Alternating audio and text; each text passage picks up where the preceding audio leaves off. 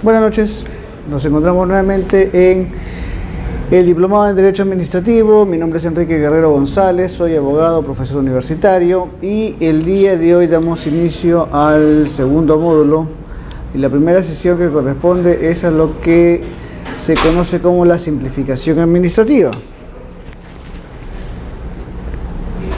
Bien, el tema de la simplificación administrativa, su discusión no es algo muy reciente, sino que data de hace muchos años. Es más, en la década de los 80 se dicta una ley por la cual se simplifican los trámites, los procedimientos administrativos, lo cual daba inicio pues a lo que es la presunción de veracidad y se daba facilidades en lo que es tramitación, de tal manera pues que en los procedimientos administrativos se trataba de hacerlo cada vez más sencillo, dotarlo de mayor dinamismo, de tal manera que los administrados tuvieran un acceso a la administración pública y a su vez que también se le permita obtener una decisión en un plazo razonable y que se estime sus peticiones o pretensiones administrativas, pero también facilitándoles el acceso a través de documentación que sea mucho más sencilla y evitarse documentos que resulten ser innecesarios, que si bien algunas veces se consideraban necesarios, pero que en el fondo dilataban, obstruían y constituían más meros formalismos que en sí documentación que permita hacer un análisis de fondo correspondiente. En tal sentido, cuando hablamos de simplificación administrativa, estamos señalando pues que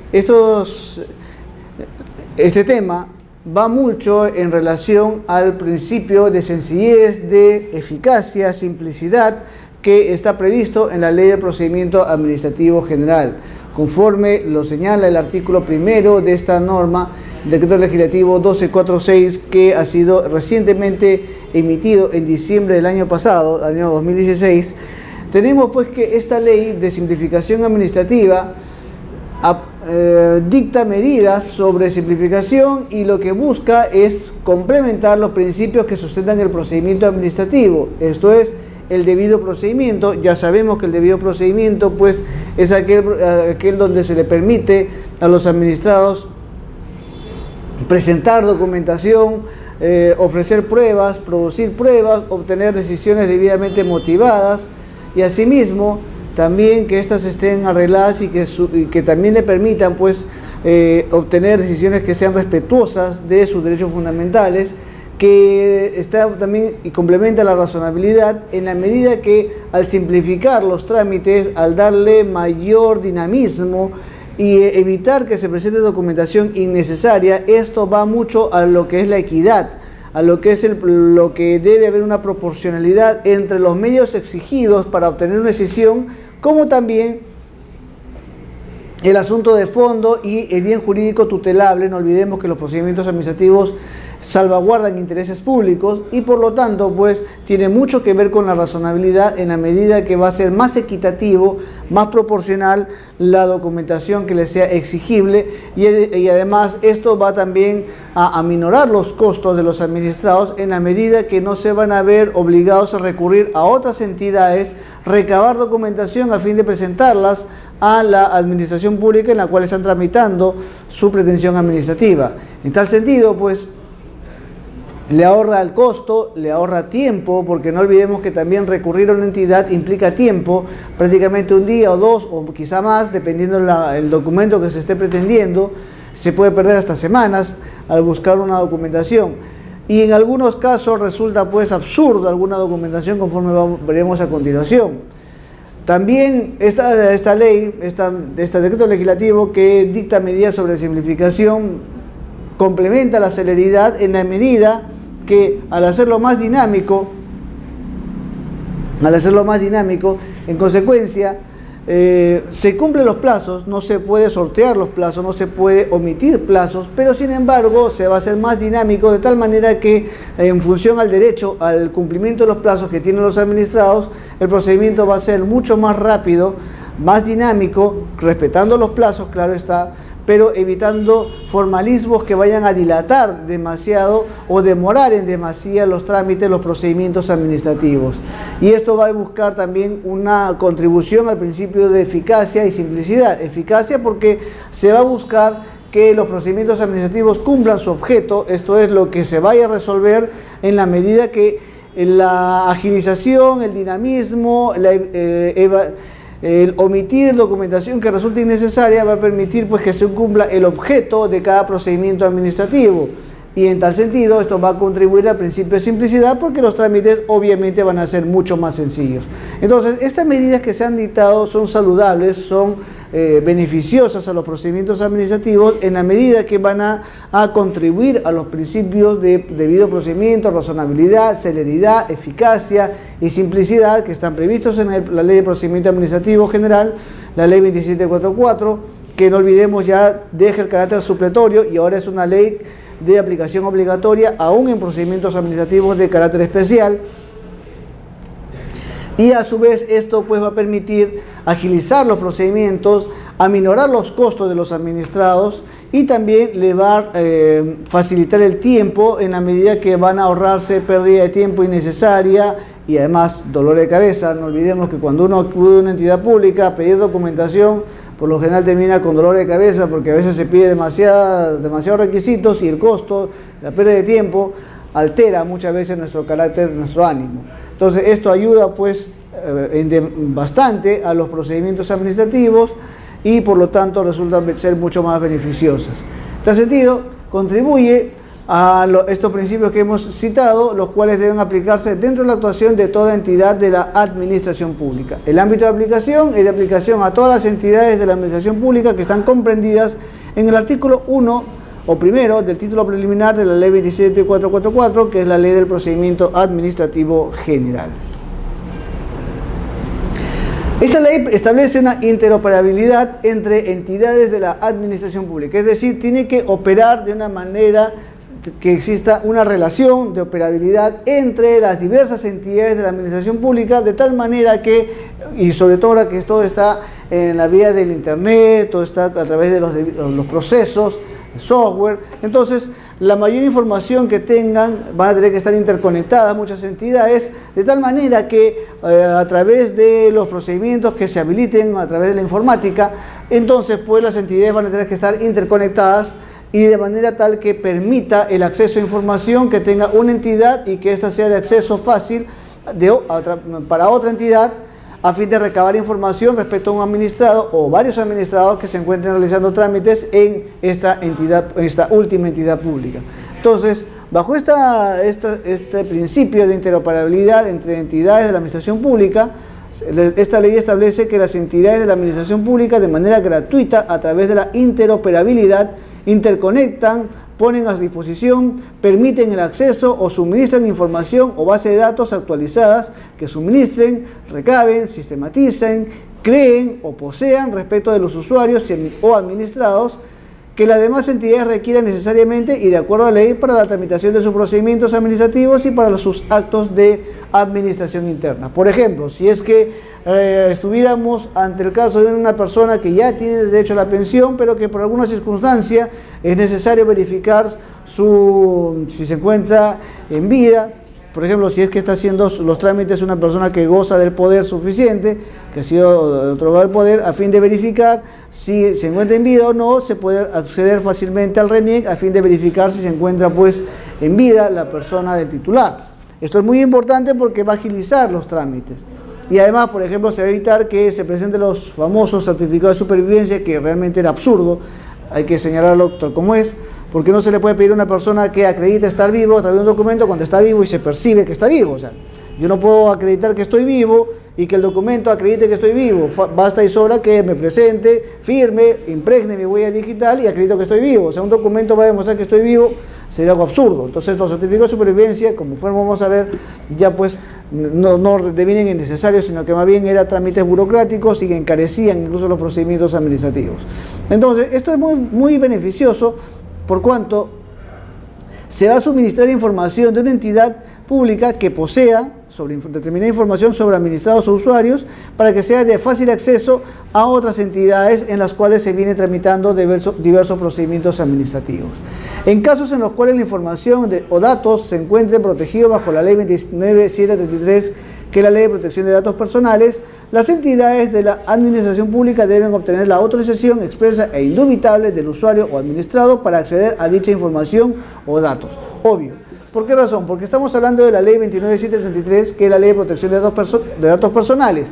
Esta ley lo que salvaguarda es justamente aquella información que está dentro de la esfera de la privacidad, la intimidad de la persona, y por lo tanto no puede ser de fácil acceso. O sea, una cosa es que las personas, los usuarios, los ciudadanos tengan el derecho, sin ninguna motivación o justificación, de la cosa pública. Esto es, acceder a información que manejan las entidades públicas, pero no significa ello que vamos a acceder a información respecto a los servidores o funcionarios públicos, máxime si la información que estamos pidiendo puede ingresar a la esfera de la privacidad. Por ejemplo, tratar de investigar dónde vive, cuál es su teléfono, su celular, qué familia tiene, quiénes son sus hijos, dónde estudian sus hijos, los ingresos que puede percibir a través de la administración tributaria. Entonces, esos datos que están dentro de la esfera de la privacidad no pueden suministrarse fácilmente. Entonces, para estos casos, se requiere autorización expresa e indubitable, o sea, que sea expreso, pero además que no haya dudas respecto de la autorización para acceder a la información de la persona de quien se busca obtener información o se pretende obtener información. Tenemos que hacer una acotación de conformidad con la cuarta disposición complementaria final del Decreto Legislativo 1310, publicado en el Diario Oficial Peruano el 30 de diciembre del año 2016, como decimos nosotros los provincianos, aquí cito nomás. Este artículo no es aplicable a las personas jurídicas señaladas en el numeral 8 del artículo primero del título preliminar de la Ley 27444, que es la Ley de Procedimiento Administrativo General. Esto es, se refiere a personas, o no es aplicable a personas jurídicas bajo el régimen privado que prestan servicios públicos o ejercen función administrativa en virtud de concesión, delegación o autorización del Estado conforme a la normativa de la materia. Es obvio porque se trata de personas jurídicas bajo el ámbito del derecho privado que no tienen la calidad, la categoría y la operabilidad de las entidades públicas. Por lo tanto, pues no sería prudente que accedan a esta información cuando se trata de entidades privadas que están bajo el régimen privado y que, si bien ejercen función pública bajo concesión, no significa pues que estén en la obligación o que deban tener información que por su naturaleza no la tienen. Implementación progresiva de la interoperabilidad en beneficio del ciudadano. Esta ley preestablece que las entidades de la administración pública que posean o administren información señalada en el numeral 3.2 del artículo respectivo deben poner a disposición de manera gratuita y permanente a las entidades del Poder Ejecutivo para la interoperabilidad a que se refiere el artículo 2 de esta ley, dentro del plazo máximo de 60 días hábiles computados a partir de la publicación de la presente norma. O sea, las entidades a partir de diciembre del año pasado tienen 60 días hábiles para que habiliten este sistema. Obviamente, pues que esto va a tener que conllevar a diversas pruebas y estos van a estar a cargo de los ingenieros de sistemas respectivos a fin de que se pueda acceder al software o la información, pero las entidades van a dar esta facilidad dentro del plazo de 60 días hábiles, computado a partir de la fecha de publicación, o sea, 30 de diciembre del año pasado, para que se pueda acceder de manera gratuita a la información que guardan o administran, suministran o crean para facilitar los procedimientos administrativos. La información de los usuarios y administrados que las entidades de la administración pública deban proporcionar a las entidades del Poder Ejecutivo de manera gratuita es, primero, identificación y estado civil. O sea, saber quién es la persona, y esta información la tiene el Registro Nacional de Identificación, Estado Civil de la Persona, o sea, el RENIEC. Entonces, antecedentes penales que están a cargo del Ministerio Público y que esto va a permitir, a cargo del Instituto Nacional Penitenciario, y esto va a permitir que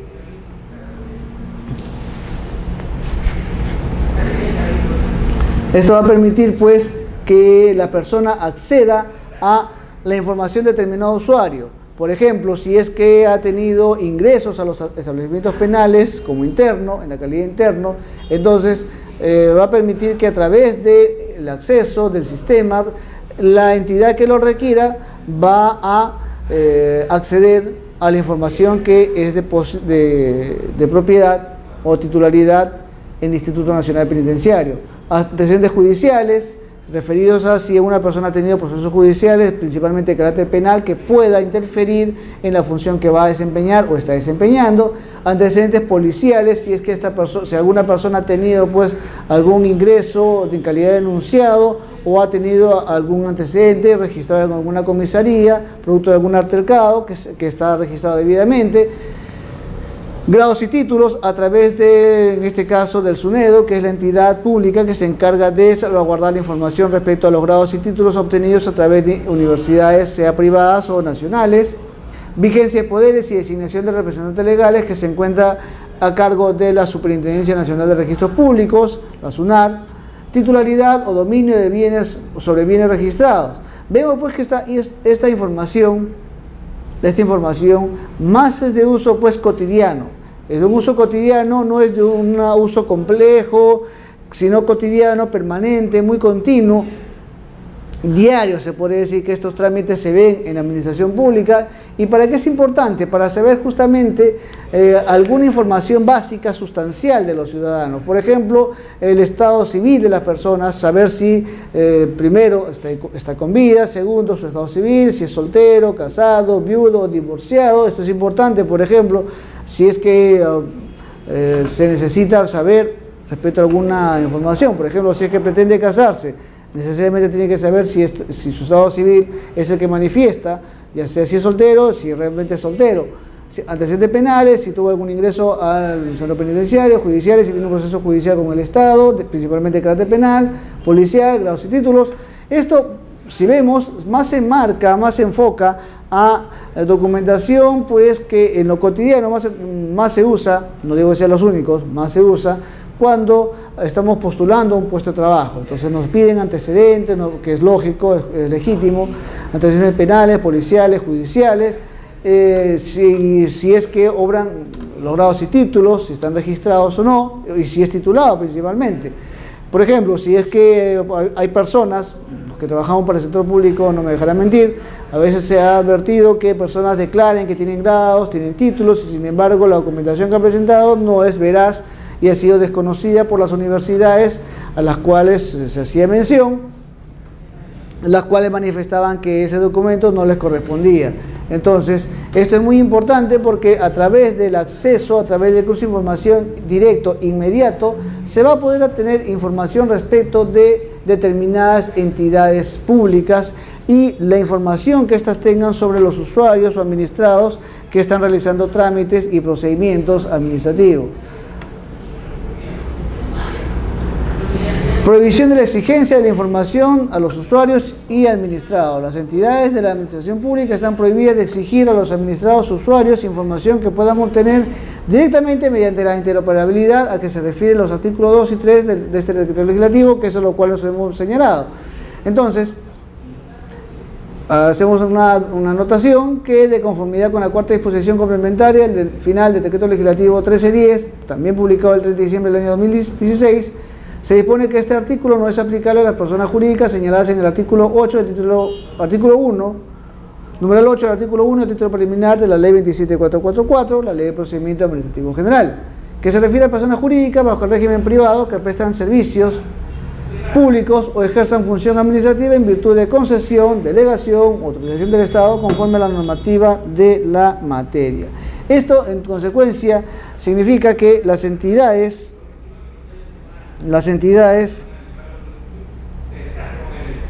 se encuentran prohibidas de exigir esta información a los usuarios cuando puedan acceder fácilmente a ellos. O sea, a partir de los 60 días de publicación de la ley, vamos a verificar pues que las entidades públicas que están tramitando procedimientos administrativos se van a encontrar impedidas de solicitar de los usuarios que entreguen esta información a manuscrito.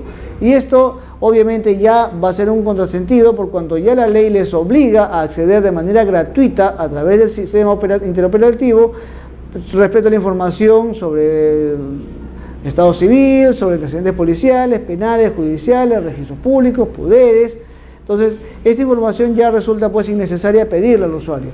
Además, encarece el procedimiento administrativo, hace perder tiempo. Y además, estas medidas, si nos damos cuenta, también va a la par con las políticas de coeficiencia institucional que ya vienen siendo aplicadas en muchas entidades públicas. Es decir, ¿para qué pedir documentación y usar gasto de papel, energía eléctrica, tóner y demás bienes que son consumibles, perecibles, no renovables, cuando esto puede ser accedido fácilmente a través del sistema? En consecuencia, esto va también a la par de lo que es la política de coeficiencia institucional que viene desarrollándose en las entidades públicas y que también ya viene siendo obligatorio. En consecuencia, estos trámites no solamente tienen que ver o guardar relación directa con los principios de simplicidad, debido procedimiento, razonabilidad, celeridad, sino que también, aunque no ha sido mencionado por la norma, pero esta normativa también va a la par de lo que es la de coeficiencia que está, repito, siendo aplicada en las entidades públicas. Por lo tanto, las entidades de la administración pública se encuentran prohibidas de exigir a los administrados la información que, repetimos, se pueda y se deba obtener a través de esos sistemas de interoperabilidad que están regulados en esta ley y que son la documentación a que hemos hecho mención. Prohibición de exigencia de documentación. Esto también es un artículo bastante importante porque hay documentación que deviene innecesaria y también hace perder tiempo y dilata obviamente los procedimientos de manera innecesaria por el mero cumplimiento de formalismos. Las entidades de la administración pública están prohibidas de exigir a los administrados o usuarios en el marco de un procedimiento o trámite administrativo los siguientes documentos. Primero, copia del DNI, obvio. Si ya tenemos acceso al RENIC, ¿para qué vamos a pedirle copia del DNI? O más aún, algunas veces se pide copia legalizada del DNI, ya no es necesario. No será necesario en la medida pues que, salvo que el procedimiento así lo exija y que sea complejo o que no haya archivos, por ejemplo, si se trata de información que no obra en la base de datos del RENIC, salvo esos casos, sí, pues se va a necesitar. Pero en la mayoría de casos, y lo que busca esta ley es que se evite la presentación de copia del documento nacional de identidad. Copia de la partida de nacimiento, de bautizo, cuando se presente el documento nacional de identidad, excepto en los procedimientos donde resulte esencial acreditar la afiliación y esta no pueda ser acreditada fehacientemente por otro medio. O sea, también estamos hablando de la partida de nacimiento o bautizo cuando se presente el documento nacional de identidad, el DNI, excepto procedimientos donde resulte esencial acreditar la afiliación. O sea, cuando tenemos que acreditar la afiliación, es decir, que tal persona es hijo de tal, entonces es necesario pues que en estos casos sí sea acreditado y presentar las partidas, las copias de las partidas. Copia de la partida de nacimiento certificada de función emitidas en fecha reciente o dentro de un periodo máximo. Entonces, la copia de partida de nacimiento o certificado de función emitidas en fecha reciente dentro de un periodo máximo. Ya tampoco es necesario porque en la actualidad la documentación o información de hace unos 10 años o más quizá ya obra en la base de datos del RENIEC y por lo tanto ya no es necesario pedir copias certificadas o copias simples por cuanto esta información ya obra en los registros y resulta innecesario, de tal manera pues que en base a la interoperabilidad entre entidades de la administración pública, esto ya no es necesario pedir información expresa en documentos, sino que más bien a través del sistema las entidades públicas deberán acceder a la base de datos. Hacemos una anotación de conformidad con la cuarta disposición complementaria final del decreto legislativo 1310, publicado el 30 de diciembre del año pasado, se dispone que la prohibición establecida en el presente literal no es aplicable en los procedimientos de ejercicio de la patria potestad. O sea, cuando se trata de procedimientos en el ejercicio de la patria potestad, esto es para resolver y establecer quién de los padres va a hacerse cargo de la patria potestad, esto es de la responsabilidad, manutención, cuidado de los hijos menores, en estos casos no es aplicable pues esta excepción. Prohibición de exigencia de documentación. Continuamos. Legalización notarial de firmas, salvo que se exija por ley expresa. O sea, también, ¿para qué vamos a buscar un notario que legalice nuestra firma, salvo que se exija por ley expresa? Bueno, el término legalizar la firma, en todo caso, es certificar. Pero usualmente se ha tenido el concepto de legalizar la firma pero lo usual, lo correcto, era certificar firmas. Pero sin embargo, esta información, en lo particular, tengo cierta duda, discrepancia, porque en base al principio de simplicidad, en base al principio de presunción de veracidad, no resulta necesario, y hasta es oneroso también, pedirle a una persona, a un administrado, que presente copia legalizada o de un documento, o firma legalizada de su documento, ¿no? Salvo casos en los cuales la ley expresamente lo señale, lo requiera, salvo.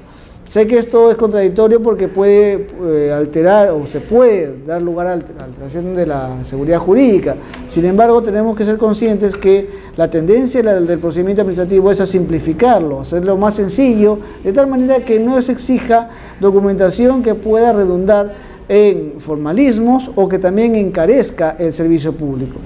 Legalizar firmas, es cierto, da seguridad jurídica, no se va a negar, pero también resulta ser oneroso, sobre todo en aquellos procedimientos donde los usuarios son de escasos recursos económicos. Entonces, encarece el procedimiento y muchas veces los usuarios no recurren a la administración pública porque el costo es muy alto, y es cierto, y hay personas que de escasos recursos que no pueden asumir los costos de legalizar firma o de algunos trámites notariales que son caros.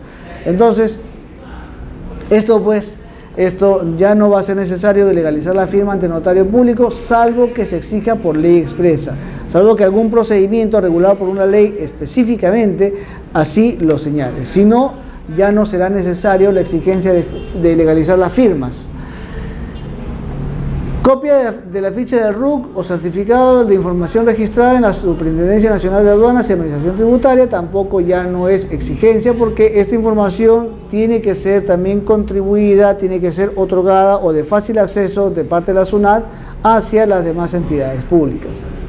Certificados o constancia de habilitación profesional o similares expedidos por los colegios profesionales cuando dicha calidad pueda ser verificada a través del respectivo portal institucional. También esto ya no resulta necesario. En el caso, por ejemplo, nuestro de los abogados, se nos pedía constancia de habilitación profesional, lo cual era un contrasentido. ¿Por qué razón? Porque en el caso de los abogados, por ejemplo, tenemos la posibilidad que a través de nuestro portal institucional del Colegio de Abogados fácilmente se pueda acceder a información del profesional abogado y se pueda verificar si está habilitado o no. Ahora, tengamos cuidado. En el caso del Colegio de Abogados de Lima, por ejemplo, cuando uno no ha pagado su cuota respectiva, se pone inactivo. Ojo, no se pone inhabilitado. Y luego, cuando ya paga su cuota, está habilitado. Pero ahí hay que tener mucho cuidado, porque inactivo no significa inhábil. Inhábil es aquel profesional que ha sido objeto de un procedimiento sancionador y ha sido sancionado a través del procedimiento respectivo. Y por eso es que se le inhabilita. La inhabilitación es una sanción administrativa. En el ámbito penal es una pena accesoria que va de la mano con la pena principal. Pero en el caso administrativo es una sanción que se impone a través de un procedimiento administrativo por el cual se prohíbe el ejercicio de determinada actividad, ya sea profesional, laboral o profesional. Y en el caso de los abogados, cuando está inhabilitado, es que no puede ejercer el ejercicio profesional de la abogacía. Hacemos esta salvedad porque cuando a veces encontremos que un determinado colega esté con el término inactivo, no significa que esté inhábil. Repetimos, inhabilitación es producto de una sanción impuesta a través de un procedimiento sancionador. Inactivo es que no ha pagado su cuota y no está al día en sus aportaciones al Colegio de Abogados. Pero no significa inhábil. Entonces, tampoco ya es necesario exigir los certificados o constancias de habilitación profesional o similares expedidos por los colegios profesionales cuando dicha calidad puede ser verificada a través del respectivo portal institucional. Eso significa también significa que se hace necesario, en consecuencia, que los colegios profesionales actualicen la base de datos de sus agremiados, de tal manera que cualquier ciudadano pueda acceder a la información que cuente el colegio profesional respecto a sus agremiados. Esto es, que podamos acceder a ver y verificar pues que una persona se encuentra debidamente incorporada a un colegio profesional. Así como el caso de los abogados, también será conveniente pues que los colegios profesionales actualicen, amplifiquen o amplíen, perdón, su base de datos de tal manera pues que se pueda obtener información de sus profesionales que se encuentran agremiados y se tiene la calidad de habilitados, inactivos o habilitados. Entonces, eso también conlleva una obligación, un deber que tendrán que realizar los colegios profesionales a nivel nacional. Cualquier otro requisito que acredite o proporcione la información que conste de registro de libre acceso a través de Internet u otro medio de comunicación pública. Lo dispuesto en los literales E, F, G del numeral anterior no es aplicable a aquellas entidades de la administración pública ubicadas en zonas que no cuenten con cobertura de acceso a Internet. Esto más se refiere pues a aquellos lugares que se encuentran alejados de la ciudad capital de un departamento o gobierno. Y esto también nos llama la atención y una exigencia al caso de la administración pública, al gobierno central, a fin de que pueda otorgar las partidas presupuestarias correspondientes para que los determinados gobiernos nacionales o locales o organismos descentralizados o desconcentrados que se encuentran en las zonas alejadas cuenten con acceso a Internet de tal manera pues que otras entidades públicas puedan acceder a su base de datos, y esto habilitará y mejorará pues y cumplirá la finalidad de interoperabilidad que exige la ley, el decreto legislativo 1246. Entonces se hace necesario que el gobierno nacional transfiera el presupuesto, las partidas correspondientes para que las entidades que no cuentan con Internet ahora sí cuente con Internet, y obviamente también se les habilite con computadoras de última tecnología para que puedan también ser mucho más fácil el acceso y más manejable y no demore también, porque vemos pues que cuando uno tiene Internet pero tiene computadoras muy antiguas, el sistema se puede, como comúnmente se dice, se puede colgar o se puede perder la señal. Entonces esto también conlleva una exigencia que debe asumir la entidad o el Estado, para ser más exacto. Mediante decreto supremo refrendado por el presidente del Consejo de Ministros, se podrá ampliar la documentación indicada en el numeral 6.1. Facilidades para efectuar el pago de derechos administrativos. Las entidades de la administración pública que suscriben convenios con instituciones financieras bajo la supervisión de la SBS, para facilitar el pago de los derechos de tramitación en los procedimientos administrativos de sus oficinas a través de plataformas digitales de sus clientes o de las propias entidades públicas. Entonces, las entidades de administración pública suscriben convenios con instituciones financieras para facilitar el pago en los procedimientos. El Banco de la Nación implementará el pago en línea de todos los procedimientos administrativos y tasas que recauda. Esto significa que las entidades que están bajo el sistema financiero, sobre todo de la SBS, bancos principalmente o financieras, esto van a tener que habilitar en sus sistemas un portal o un link, como se dice, a fin de que puedan ellos o el usuario pueda acceder y realizar los pagos a través de Internet. No olvidemos que lo que se busca es que a través de los sistemas del software de las entidades públicas se accede a esta información, que ellos accedan a otra información, y por lo tanto el usuario también deberá pues contar con una facilidad por parte del Estado, y en este caso a través de las entidades financieras en línea se podrá hacer los pagos correspondientes de los trámites para agilizar aún más los procedimientos administrativos. ¿Esto qué va a ahorrar bastante tiempo, por cuanto en línea se puede efectuar los pagos y claro, ingresando a la página de la entidad financiera, no a través de otras páginas que podrían dar lugar a dudas o hechos o situaciones ilícitas. El Banco de la Nación, como señalamos, implementa el pago en línea de todos los procedimientos administrativos y tasas que recauda. El Ministerio de Economía y Finanzas, a través de la Dirección General de Endeudamiento y Tesoro Público, establece la normativa complementaria que sea necesaria para la adecuada implementación de lo establecido en el presente artículo. Respecto al DNI, el vencimiento de la fecha de vigencia del DNI no constituye impedimento para la participación del ciudadano en actos civiles, por ejemplo, digamos, matrimonios o testigos, comerciales, administrativos, notariales, registrales, judiciales, policiales, en general para todos aquellos casos en que deba ser presentado para acreditar su identidad. De conformidad con la cuarta disposición complementaria final del decreto legislativo 1310, publicado el 30 de diciembre del año pasado, Se señala que lo dispuesto en el presente artículo no exime de la obligación a cargo del ciudadano de renovar su documento nacional de identidad.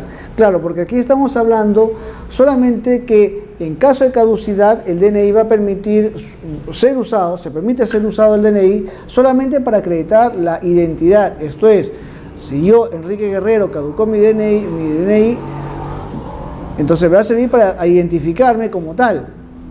Pero, y claro, me va a permitir realizar actos civiles, comerciales, administrativos, notariales, registrales, judiciales, policiales, pero y en general todo aquello que tenga por finalidad acreditar mi identidad. Pero hay trámites que quizás no pueda realizar y que es producto de la caducidad. Por ejemplo, acá no se menciona al caso de la participación política, actividades políticas. Solamente actos civiles, no políticos. Entonces, muy posiblemente que no pueda participar en las elecciones, salvo que el RENIEC o el Jurado Nacional de Elecciones permita su uso en caso de personas que están en trámite la renovación de su documento nacional de identidad.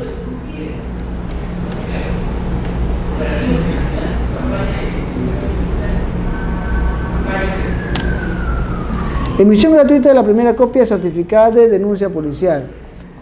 Esto es muy importante porque cuando uno realiza una denuncia policial, muchas veces tenemos que pagar el costo, asumir el costo respecto a las copias certificadas que tenemos que obtener o las diversas copias que podamos obtener para realizar trámites. Entonces, esta ley facilita que la primera copia certificada de una denuncia policial sea gratuita y deba ser emitida y entregada al denunciante de manera inmediata, una vez realizada la denuncia correspondiente, dejándose constancia de la entrega. O sea, uno hace la denuncia, se le entrega copia certificada de la denuncia, se deja constancia de la entrega y la persona pues se retira a su domicilio con la copia certificada de la denuncia, la cual conforme a esta normativa se hace de manera inmediata. Esto es, no será necesario que se le señale una fecha para que pueda regresar y obtener la copia certificada de la denuncia, sino que conforme a esta normativa, la persona que efectúa la denuncia recibirá la copia de manera inmediata, esto es, en el acto o terminado el acto, una vez que se firme, se redacte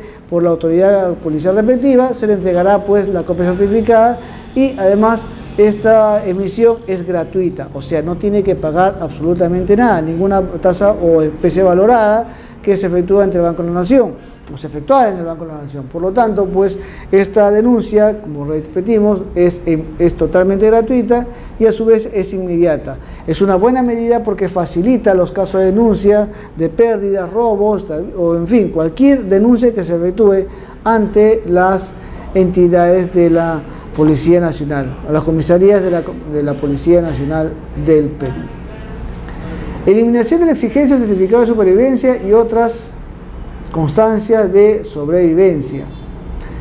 De acuerdo a esta normativa, se elimina la exigencia del certificado de supervivencia y otra constancia de sobrevivencia en todos los procedimientos o trámites relacionados a las pensiones bajo cualquier régimen y otra prestación económica a cargo del Estado, así como para el pago periodo de estas. ¿Qué ocurría?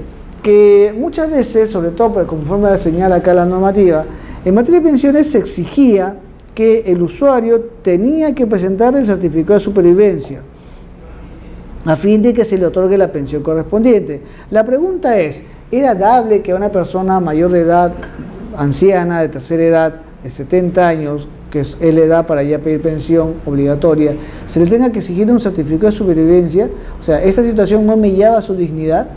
Porque pedirle a una persona que acredite que está viva solamente porque es de avanzada edad, es de la tercera edad, eso de alguna manera mella también su dignidad, porque no estamos dándole fe a que la persona que se ha presentado es realmente quien dice ser. Máxime, si está presentando su documento nacional de identidad, está firmando conforme a su documento de identidad, además está dejando su huella impresa en la documentación, en los formatos que se está presentando ante la Oficina de Normalización Previsional o cualquier entidad para trámite de pensiones. Entonces, ¿por qué pedirle un certificado de supervivencia? O sea, señor Juan Pérez, usted tiene que, no obstante que usted está presente, su DNI ha firmado, ha impreso su huella digital, pero aún así acredíteme que está vivo.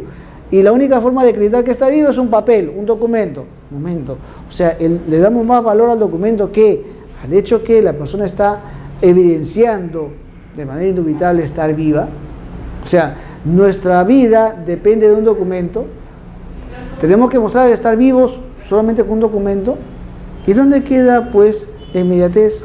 ¿Dónde quedan los sistemas que permiten verificar que realmente la persona dice que es y realmente lo es? Entonces, si presenta su DNI, firma, y más aún, si ahora ya las entidades tienen que interconectarse de manera que haya interoperabilidad entre estas, ¿por qué exigirle un documento de supervivencia?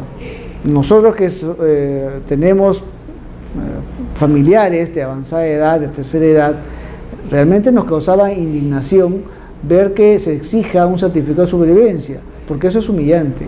O sea, pedirle a una persona que acredite estar viva solamente porque es anciano, es humillante, es mediar su dignidad. Y eso saludamos que se haya dictado esta normativa porque de alguna manera se reivindica la dignidad de la persona de la tercera edad, y la cual no puede ser humillada y exigirse que acredite estar viva cuando está viva y se presenta con su DNI, firma y acredita que es. En todo caso, que se haga cruz de información, que para eso justamente se está exigiendo, pero realmente era contraproducente, sinceramente. Entonces esto pues, sé que algunos dirán, pero esto era por seguridad jurídica, porque muchas veces se falsifica documentos, porque a veces los ancianos van a lugares de dudosa reputación, obtienen un DNI falso y se presentan. Sí es posible, pero para eso justamente, como la forma de la ley también señala, existe un principio de verdad material y también un principio de eficacia posterior,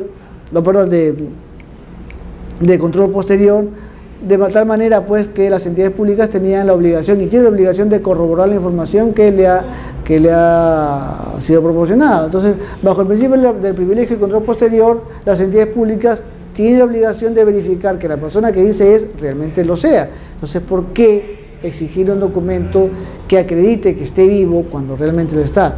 Además, no todos los casos que se han presentado de pensiones, no todos son casos de irregularidades o falsedades, no son muchos casos.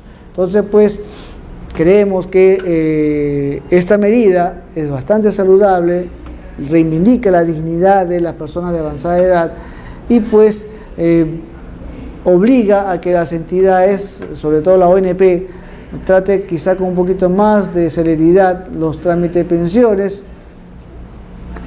que son solicitados ante esta, ¿no? La verificación o constatación de la supervivencia de la persona será realizada mediante el cruce de información del respectivo listado de pensionistas o beneficiarios con el Registro Nacional de Identificación y Estado Civil, RENIEC, o de sus propios sistemas de verificación, además de la declaración jurada que se refiere a la Ley 2744, Ley de Procedimiento Administrativo General. Nota: de conformidad con la cuarta disposición complementaria de la ley final del Decreto Legislativo 1310, del 30 de diciembre del año 2016, se dispone que queda sin efecto la declaración jurada que hace referencia al segundo párrafo del presente artículo. Claro, si ya te está acreditando, más aún, ya haber un cruce de información con el Registro Nacional de Identificación y Estado Civil, RENIEC, respecto a la situación de cada ciudadano, es decir, verificar que se encuentre vivo, que el estado que está declarando, sea soltero, casado, viudo, divorciado, realmente corresponda con lo que consigna o se consigna en esta institución, pues ya no es necesario, sino más bien innecesario que se presente una declaración jurada. O sea, también era exigir de manera innecesaria y formalismos que entrampaban o podían entrampar el procedimiento administrativo. Entonces, esta disposición pues es muy saludable porque, repetimos, en trámite de pensiones no se puede exigir, por el contrario, tiene que hacerse mucho más rápido. ¿Y por qué más rápido? Porque no olvidemos que estamos hablando de pensiones. No es como cualquier trámite administrativo que, en fin, podemos esperar 1 año, 2 años o más, dependiendo, y no puede ser posible que un trámite de pensiones se demore años. Eso también hacemos una invocación a la ONP a través de esta humilde trinchera, porque no es posible que los trámites de pensiones se dilaten tanto, o peor aún, los trámites de procesos judiciales sobre materia de pensiones tampoco demoren en demasía.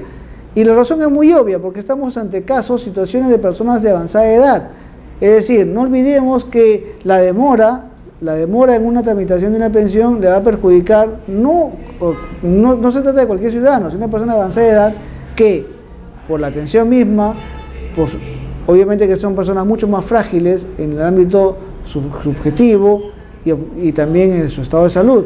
Por lo tanto, pues, a fin de darle una vida digna, una vejez digna, es necesario que esos trámites también sean mucho más rápidos, mucho más eficaces, mucho más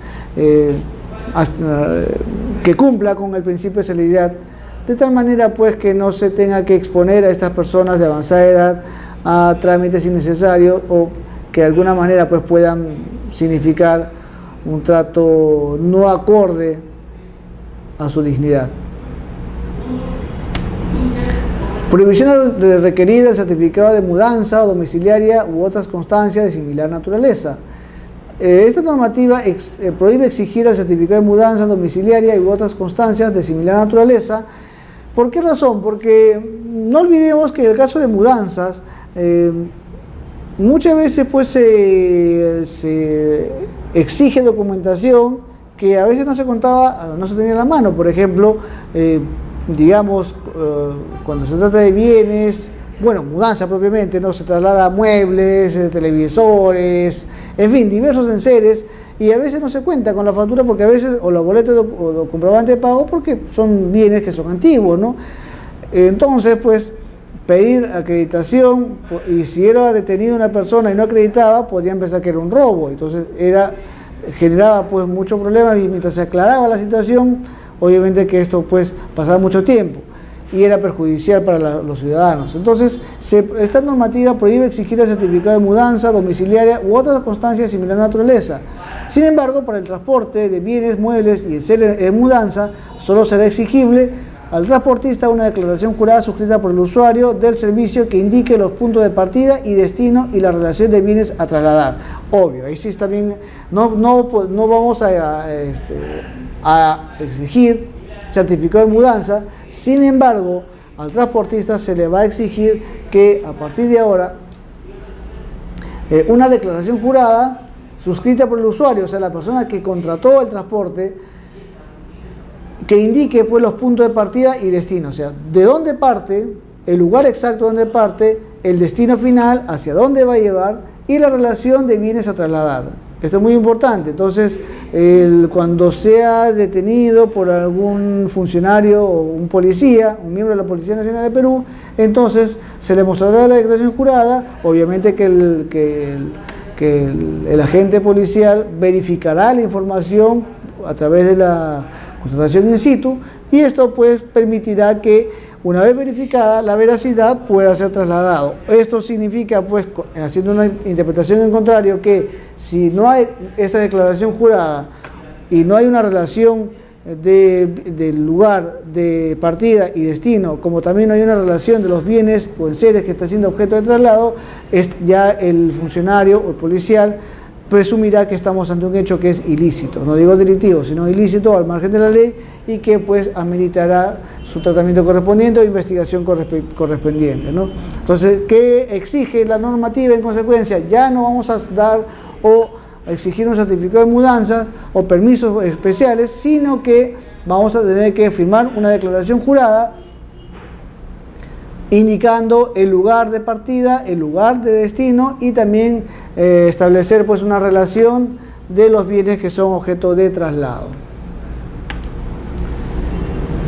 En el caso de tributación municipal, la declaración jurada que se hace referencia en los literales B de los artículos 13 y 34 del texto único ordenado de la Ley de Tributación Municipal, aprobado por Decreto Supremo 156/2004 EF, se presenta únicamente el adquirente bajo cualquier título. La presenta únicamente el adquirente bajo cualquier título. En virtud de la declaración jurada del adquirente, sustentada con el documento que acredite la propiedad, tanto de predios como vehículos, la municipalidad respectiva procederá al descargo automático del anterior propietario como titular del bien transferido. Entonces pues, basta una declaración jurada que se va a presentar bajo cualquier título, y esto acredita la propiedad tanto de predios como de vehículos, y la municipalidad respectiva pues procederá al descargo automático del anterior propietario como titular del bien transferido. Esto agiliza también los trámites y permitirá pues que haya un trato en materia de bienes a fin de que pueda realizarse la transmisión de propiedad o posesión, y esto genera pues que no se pierda el valor de los bienes. Sujetos autorizados para solicitar los certificados. Los certificados de antecedentes penales, judiciales, policiales podrán ser solicitados además del interesado por su cónyuge, conviviente o sus parientes hasta el primer grado de consanguinidad, previa autorización expresa e indubitable del titular mediante carta simple. O sea, el certificado de antecedentes penales podrá ser solicitado además del interesado por el cónyuge, conviviente o parientes hasta el primer grado de consanguinidad, o sea, padres. Previa autorización expresa y además que sea indubitable, o sea, en un documento, pero además no puede haber duda respecto a la autorización o al contenido, o sea, al trámite que se está autorizando. Esto es muy importante porque la simplificación administrativa no significa que estemos también dando total discrecionalidad o carta libre para que no haya pues este tipo de autorizaciones. Entonces, si bien es cierto, se va a buscar darle mayor celeridad, mayor rapidez y se permitirá que el titular, el usuario, el interesado otorgue facultades para que su cónyuge, conviviente o parientes hasta el primer grado de consanguinidad puedan realizar los trámites, pues se tendrá que acreditar a través de una carta simple, pero de fecha cierta y que además acredite indubitablemente que ha sido expresamente autorizado para ese fin. La implementación de lo establecido en esta norma, se financia con cargo al presupuesto institucional de cada entidad involucrada sin demandar recursos adicionales al Tesoro Público. En sí, no debería incurrirse en mayores gastos, salvo contratación de profesionales especializados en la materia, a fin de habilitar los procesos o los programas de sistemas respectivos. Pero, bueno, quizá comprar maquinarias o computadoras, ¿no? Pero esto no demandará recursos adicionales al Tesoro Público, sino que se va a realizar a través del presupuesto institucional que ha sido aprobado a través de la ley presupuestaria. Por lo tanto, no se permite que se hagan transferencias o que se pase una partida a otra partida a través de la autorización que haga la Dirección Nacional de Presupuesto, del MEF, sino que eso tiene que ser, o no puede demandar mayores recursos adicionales del Tesoro Público. Esta norma también establece disposiciones finales. Una disposición complementaria final establece falta de carácter disciplinario por el cumplimiento o incumplimiento de las disposiciones y plazos. Constituye falta de carácter disciplinario del directivo o servidor bajo cualquier régimen y modalidad contractual con la entidad de la administración pública el incumplimiento de las disposiciones y plazos establecidos en los artículos 2, 3, 4, 5, 7, 8, 9, 10, 11 y 12 de este decreto legislativo 1246, y la falta será sancionada según su gravedad previo procedimiento administrativo. Bueno, la ley dice proceso, pero el término adecuado ya sabemos que es procedimiento administrativo disciplinario. El procedimiento administrativo disciplinario, la graduación y determinación de la sanción se rige por las normas del régimen disciplinario y sancionador de la ley 30057, que es la ley del servicio civil, y su reglamento aprobado por Decreto Supremo 040-2014 PCM. El titular de la entidad será responsable del cumplimiento de la presente disposición. O sea, esto es muy importante porque en caso se advierta que los servidores o funcionarios públicos se niegan o se resisten al cumplimiento de esta ley, en consecuencia serán pasibles de sanción administrativa y, claro, para tal efecto se tendrá que aperturar el procedimiento disciplinario respectivo. En consecuencia, si se advierte que reúne las condiciones para ser sancionado y conforme también a los principios que regulan el procedimiento sancionador previsto en la Ley de Procedimiento Administrativo General, como también la gradualidad que regula también la Ley del Servicio Civil, y sobre todo el procedimiento disciplinario, en consecuencia, pues, se puede sancionar a los servidores públicos que se nieguen o se resistan al cumplimiento, a acatar lo dispuesto en la presente normativa. Vemos, pues, que esta ley es muy importante por cuanto facilita enormemente los trámites que se lleve a cabo en la administración pública. Sabemos bien que los trámites son bastante complejos en unos casos, en otros casos no lo son, pero lo que se busca es que, al margen de la complejidad o no que tengan los procedimientos administrativos, lo principal es que estos procedimientos se cumplan con los principios de debido procedimiento, razonabilidad, celeridad, eficacia y simplicidad. Esto es, que los trámites estén acordes al debido procedimiento, es decir, que sean lo necesarios, que no redunden en trámites o formalismos, que a su vez sean razonables. Esto es, la información que se pida sea la equitativa, la proporcional, la suficiente, aquella con la cual, una vez presentada u obtenida, demuestre la veracidad de lo expuesto por el usuario, por el administrado, de tal manera pues que la decisión que se vaya a adoptar sea una decisión equitativa. Además, esta ley también, como hemos señalado, permite y va a la par del principio de celeridad, por cuanto, como ya hemos visto, la interoperabilidad que va a producirse entre las entidades de la administración pública permitirá pues que los procedimientos administrativos sean mucho más rápidos. Sabemos que la ley establece que cada procedimiento tiene que estar regulado y no debe exceder de los 30 días hábiles. En consecuencia, este sistema, esta forma de celeridad de los procedimientos o esta simplificación administrativa que prevé el decreto legislativo 12436 permite pues que los procedimientos sean mucho más rápidos. Va a permitir que sean más rápidos porque se va a evitar que los usuarios, los administrados, tengan que recurrir al RENIEC, al Ministerio Público, tengan que recurrir al INPE, al Poder Judicial, al RENIEC, a registros públicos, en fin, con el objeto de obtener información que lo puede recabar fácilmente la administración en la medida que acceda a través del sistema, acceda en cuestión de segundos o quizás minutos, pero no puede ser mucho porque es algo inmediato, entonces se puede acceder fácilmente. Entonces esto va a agilizar mucho más los procedimientos administrativos.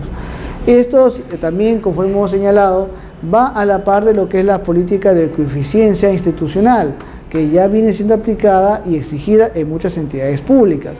¿Por qué razón? Porque no olvidemos que cada trámite administrativo significa también el uso de energía, el uso de medios, de bienes que son obtenidos de recursos no renovables en algunos casos, y en otros casos, bueno, que no se puede renovar tan fácilmente. Por ejemplo, el papel. Sabemos bien que para obtener papel tenemos que usar los árboles o talar árboles, y esto puede generar a la larga un problema de deforestación, como que ya se está viendo en los lugares de la selva, sobre todo, ¿no? en la Amazonia. Y por lo tanto, esta normativa también va a la par de la política de ecoeficiencia que, repetimos, ya viene siendo exigida en muchas entidades públicas y que exige en consecuencia que los procedimientos se lleven a cabo de manera electrónica. Es más, conforme vamos a ver en la siguiente sesión, vamos a advertir que ya existen procedimientos y la ley y las modificaciones que se han dado en diciembre del año pasado, vamos a verificar pues que ya hay procedimientos que se pueden llevar a cabo de manera electrónica, y lo cual saludamos y es mucho mejor, porque los procedimientos se van a, por ejemplo, concursos públicos, ya hay, a través del sistema de contratación del Estado, ya la ley ya lo permitía, porque ya había concursos públicos que se hacían a través del sistema, a través de vía electrónica. Entonces, esto va a permitir que se copie, se asimile esta forma, este tratamiento, y la ley ya prevé pues que exista procedimientos administrativos que se lleve a cabo de manera electrónica. Entonces pues vemos que esto va a dar lugar a que la eficacia, el objeto, se realice y se cumpla en los plazos determinados, el objeto de cada procedimiento administrativo sea el idóneo y que a su vez cumpla la finalidad por la cual ha sido tramitado, regulado en la normativa, y asimismo pues que el acto administrativo que se dicte también sea eficaz, esto es, que cumpla su finalidad, que cumpla la finalidad del procedimiento que ha sido regulado, que ha sido tramitado. Asimismo, pues vemos que esta normativa también va a la par de la simplicidad, por cuanto lo que busca en buena cuenta es que los procedimientos sean más sencillos. O sea, que no lo dilatemos en demasía por supuestos que puedan redundar en informalismos. La formalidad es conveniente, la formalidad es necesaria, pero también hay que ser consciente que el culto a la forma en demasía genera informalismo y por lo tanto puede desviarnos del objeto principal de lo que se busca, del interés público que busca el procedimiento administrativo. Entonces, a veces ser demasiado formalistas nos puede desviar del objeto del procedimiento, el objeto del acto, y por lo tanto, pues al final más nos dedicamos a conservar, a salvaguardar el procedimiento que el contenido, que el fondo que estaba siendo tramitado a través de dicho procedimiento. Entonces, estas normas de simplificación administrativa, que repito, no es algo nuevo, ya en la década de 80 se dio la ley de simplificación administrativa y fue de mucha eficacia, de mucho uso y agilizó procedimientos administrativos. Vemos pues que esta normativa que se ha dado agilizará enormemente los procedimientos administrativos, va a abaratar los costos porque va a evitar que los usuarios a veces recurran a las entidades públicas, salvo que los procedimientos así lo exijan, pero también va a permitir que el usuario, la entidad pueda a través del sistema acceder a esta información. Entonces, será conveniente que en los TUPAS se habilite también este sistema y se permita que incluso el usuario ya no tenga que ir a tramitar estos documentos, sino que fácilmente se exija, como ya la ley establece, ¿no? Ya no se va a hacer necesario que se tenga que exigir esta documentación cuando se puede obtener fácilmente a través del sistema. Entonces, vemos pues que esta normativa es muy importante, agiliza los procedimientos administrativos y que pues es de un enorme beneficio, de una enorme facilidad a los usuarios. Saludamos esta normativa, esperemos que en la medida de lo posible se perfeccione, y eso dependerá pues del uso, dependerá de los procedimientos administrativos, de la praxis. La casuística nos va a enseñar que esta ley sea beneficiosa, que estamos seguros lo va a ser, pero la casuística también nos va a indicar que se puede mejorar. No olvidemos que la ley, como toda obra humana, es perfectible, no es perfecta, se puede mejorar, y será la casuística la que nos diga, con la experiencia, con la práctica, qué procedimientos se puede mejorar, qué requisitos se puede incluir, qué documentación se puede exonerar e incluir, por lo tanto, en este decreto legislativo, y redundar en la simplicidad que busca y que pregona la ley de procedimiento administrativo a través de su título preliminar. Por lo tanto, pues, creemos que esta ley es muy importante, saludable para los trámites administrativos. La interoperabilidad tiene que ser ya, desde diciembre del año pasado, ya tiene que haber sido habilitada en muchas entidades públicas y también, conforme señalamos, esto va a permitir y exigir también del Estado a que transfiera la partida correspondiente para que las entidades públicas, sobre todo municipios o unidades desconcentradas o descentralizadas del RENIEC, por ejemplo, del INPE o cualquier otra entidad que salvaguarde la información que está prevista en esta normativa, cuente con el acceso a Internet. No olvidemos que los lugares más alejados de Perú son aquellos que no tienen Internet, o peor aún, con lo que hemos visto que está ocurriendo en el norte del país con las lluvias. Esto puede afectar también la infraestructura y muchos inmuebles que se pueden perder por inhabitables. Tendrá que hacerse un esfuerzo a fin de rehabilitar o en todo caso implementar estos sistemas que son necesarios y que la propia normativa señala. Por lo tanto, pues, saludamos esta disposición, creemos que es muy beneficiosa el procedimiento administrativo y de nuestra parte damos por concluida la presente sesión y será pues hasta otra oportunidad en la sesión segunda del módulo 2 sobre el Diplomado de Derecho Administrativo, que vamos a tratar los procedimientos administrativos, como también vamos a tratar sobre la autoridad y los sujetos administrativos. De mi parte, muchísimas gracias por la atención prestada. Será hasta otra oportunidad y agradeciendo también a los organizadores de este importante evento que nos ha permitido pues hablar sobre temas de actualidad y de importancia para el derecho administrativo peruano. Mi nombre es Enrique Guerrero, soy abogado, profesor universitario. De mi parte, muy agradecido y será hasta otra oportunidad.